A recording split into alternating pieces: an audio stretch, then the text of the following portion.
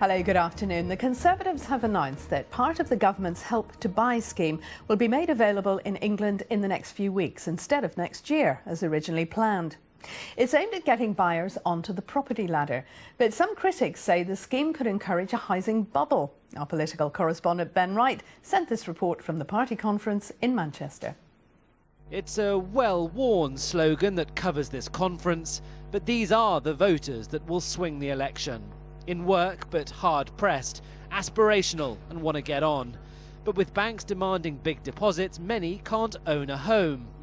So David Cameron's first conference move was to say the government's Help to Buy scheme will open for business 3 months sooner than planned. As Prime Minister, I'm not going to stand back while people's aspirations to get on the housing ladder, to own their own flat, to own their own home, are being trashed. That's why we need to act. The Help to Buy scheme was first announced in this year's budget. It allows homeowners who only have a small deposit to get a 95% mortgage. It is backed by a government guarantee and will be available on new and existing properties in England worth up to £600,000. Very good. David Cameron sold the scheme on a visit this morning.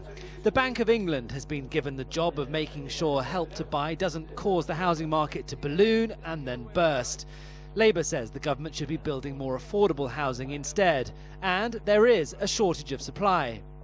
If you give people more money to buy a finite amount of property, understandably all they're going to do is pay more for it, which ironically makes houses actually more expensive for those that the government say they're trying to help. Margaret Thatcher put home ownership at the core of her party's creed, and in the year of her death she still has a big presence at the Conservative Party conference.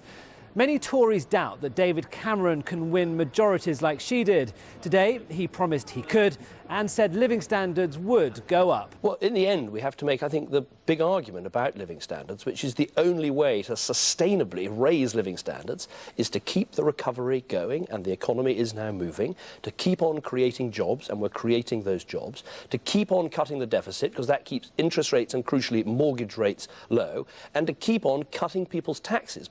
The Conservatives haven't won an election for more than 20 years, and they know a recovering economy needs to be felt in voters' pockets if they want to win next time. Ben Wright, BBC News, Manchester.